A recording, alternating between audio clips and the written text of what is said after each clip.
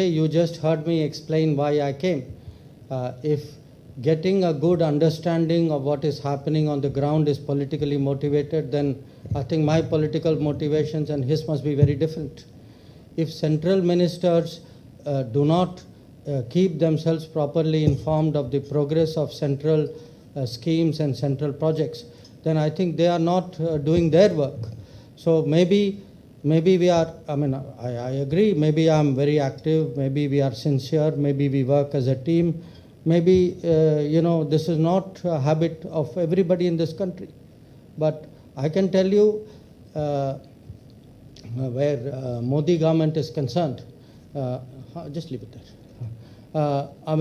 We work as ministers as a team. And as a team means, I'm giving you my own experience of recent years. It could be COVID challenge. It could be vaccination. It could be getting moving oxygen. It could be education issues. It could be ease of doing business. It could be railway projects. So what happens, our way of working is among ourselves, we talk, we discuss, we give each other feedback. I'm a member of the Cabinet Committee on Economic Affairs. So naturally, I worry about the state of the economy of this country, which means state of all the states.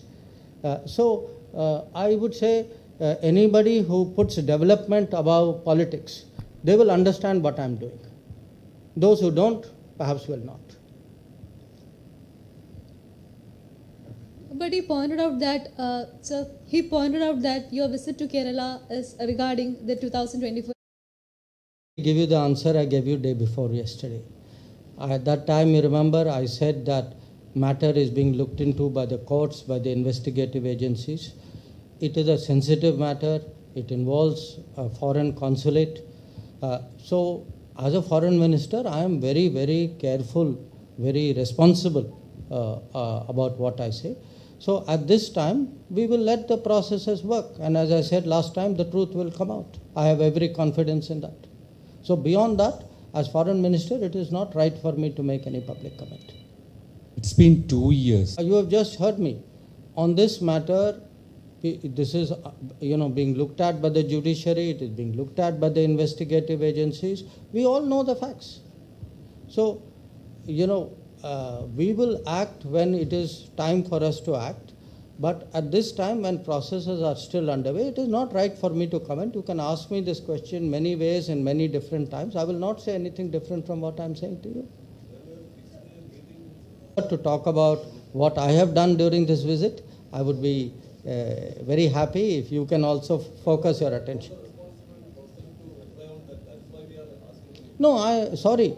As I have told you, look, there is a problem. Okay, all of us know there is a problem. The problem is being looked into. Judiciary is seized of it. Investigative agencies are seized of it. So now you have to wait for the process to reveal what is the full truth. I have every confidence in our processes. So I hope other people should also have. So at this time, please do not think I will make any interim comment. I will not. I am aware of the debates that are going on. A lot of these are being looked at. They are being discussed among the relevant authorities and agencies. But until there is something to be announced, at this time we do not give interim readouts. Again, I say to you, I handle my position with a great deal of responsibility. I am very careful what I say.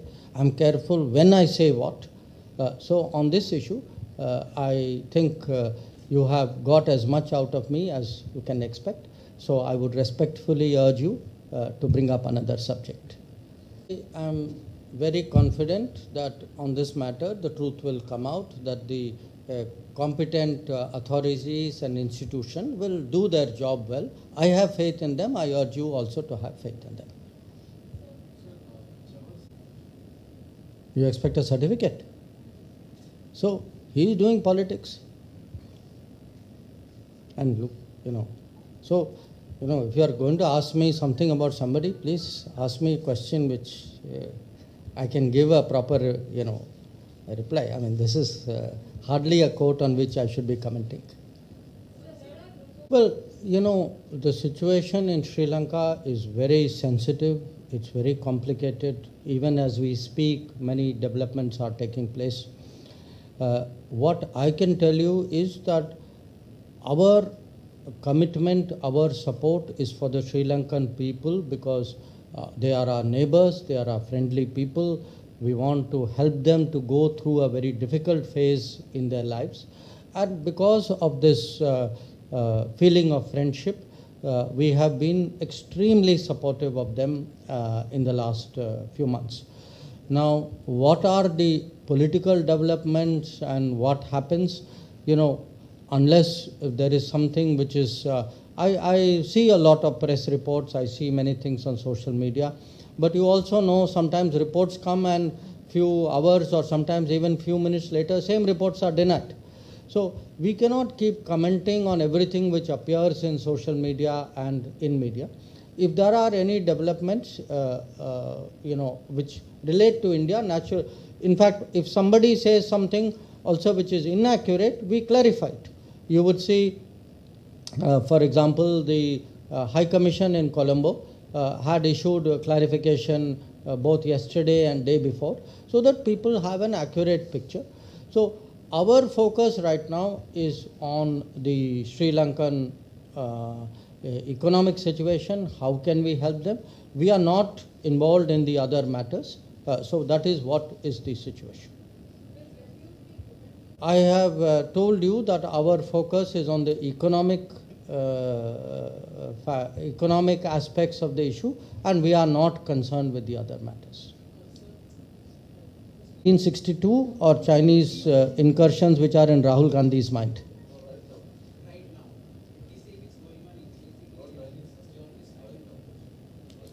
No, look, I didn't see anything particularly new on what his tweet said, because you all know that a large part of the problems we have on the boundary is because in 1962 the Chinese came and occupied large areas, including in Ladakh, and many of them are strategic areas, which obviously create challenges for our boundary forces.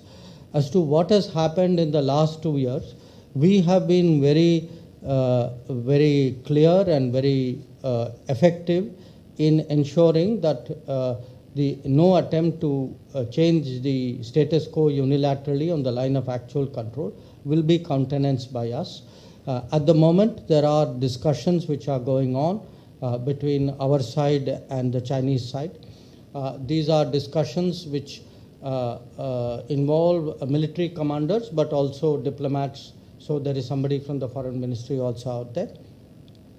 These relate to friction points where we are very, very closely deployed vis-a-vis each other. And the focus is to see whether disengagement on those friction points are possible.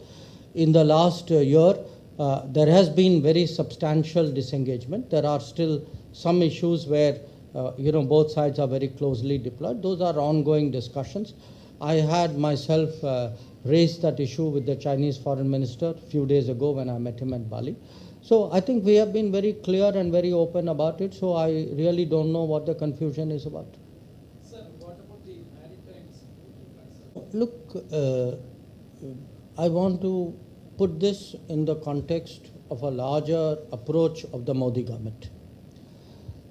We have always given security a very, very high priority. In fact, number one priority in our foreign policy. So whenever we feel that country's security interests are in some way affected, we will do whatever we feel is necessary, whatever we feel is possible to ensure our security interests. Now we have demonstrated that in different situations. In some respects, you saw that at Uri and Balakot.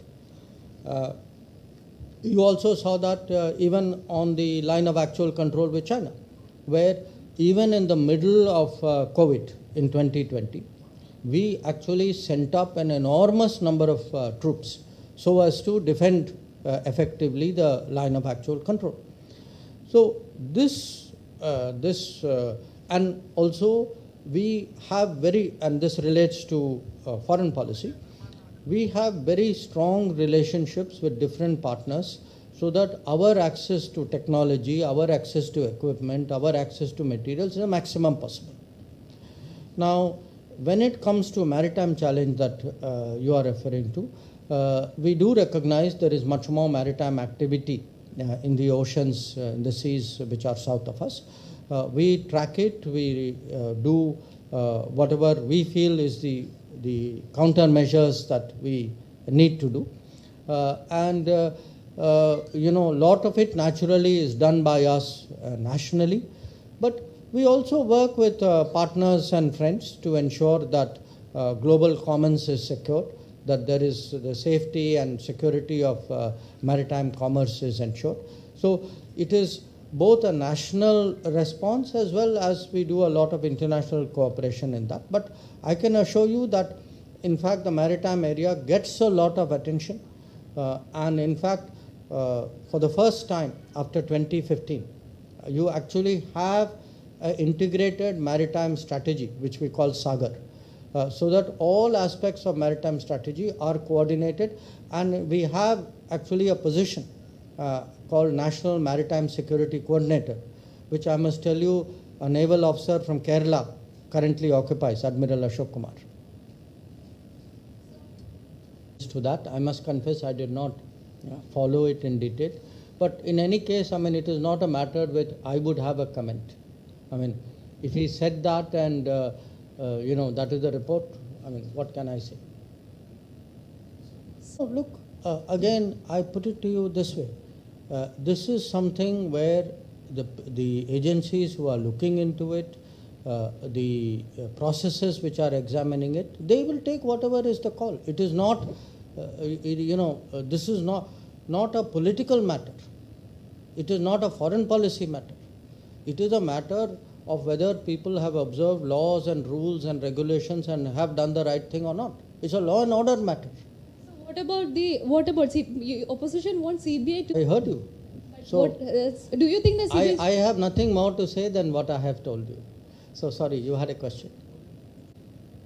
I think it's a very big loss. It's a very big loss, certainly for Japan, because I would say, I read today statement, by former Australian Prime Minister, who said that in the last 50 years he is the tallest leader that Japan has produced. I think it's a very big loss for India because in all the years I have been dealing with Japan for more than 25 years, and all the years nobody has been as strong a proponent of India-Japan relations as Shinzo Abe. So for us, he was the champion of the relationship. So in that sense, it is a loss. I think it is also a loss for the world because, he was a person who was advocating a stronger engagement between Japan and the world. He was, preparing and persuading his own country that they needed to make a bigger contribution in terms of world politics and global security. And obviously it's a very deep loss personally because it is somebody I have known, as I said, for almost 25 years, and I've known him well before he became Prime Minister. I knew him when he was Prime Minister, then there was a period he was not Prime Minister, again he became Prime Minister. But whenever I went to Japan, and except for COVID period, 25 years I've been going every year, I would, he would always give time to me. So, it's really a very deep loss as someone to whom, you were very, very attached. The meeting. Do you doubt it? Huh? I don't doubt it.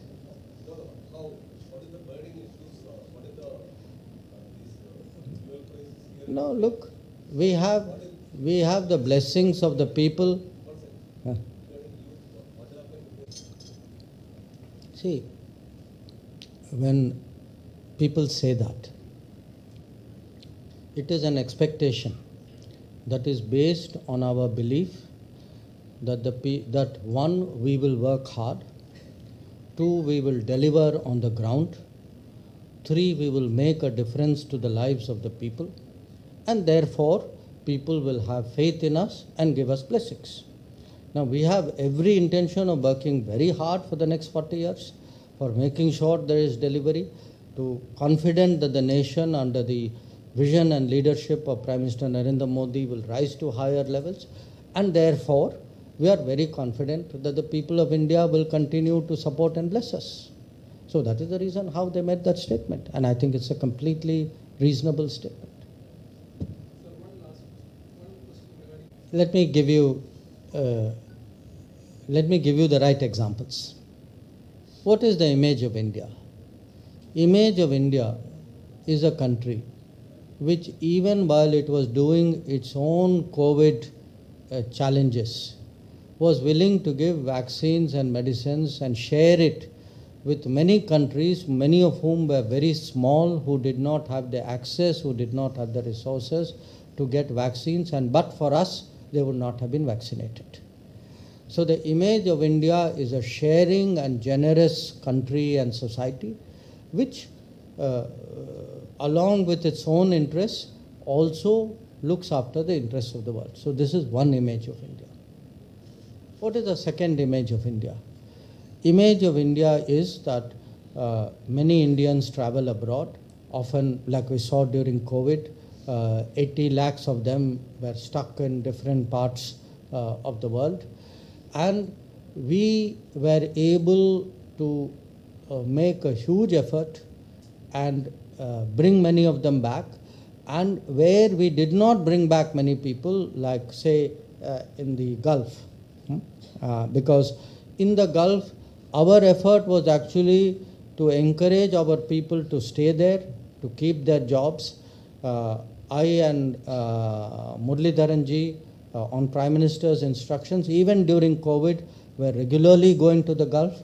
We were talking to the governments. We were using the goodwill of Prime Minister to ensure that, because they were sending back many people, so that less, we tried to soften the blow on Indian.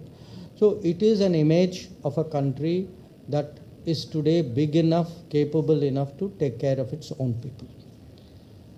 You then look at, you said something about remarks which I made. It is not, don't take it as tit for tat. I am trying to explain to the world that if in a very difficult situation where, as an example, fuel prices are going very high, I am today a society which is at $2,000 per capita income. We are a low-income society. Whereas if I look at Europe, has 25 times my income. Okay. I have every entitlement to look after my people, to make sure that the pain and the stress of this difficult international situation, they do not pay the cost of it. I see no reason why petrol in India should cost more because somewhere you have made some diplomatic concession. I do not agree with that. I feel it is my right to defend my country, defend the right. I should get the best deal for my people. This is what Modi ji believes in.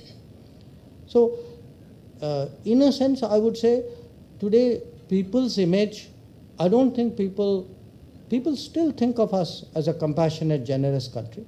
People think of us as a technology-friendly country.